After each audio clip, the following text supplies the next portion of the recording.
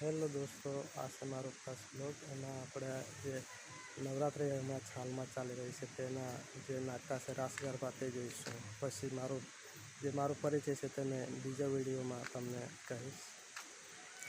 Video પસંદ આવે તો સબસ્ક્રાઈબ કરી લેજો આ ચેનલને.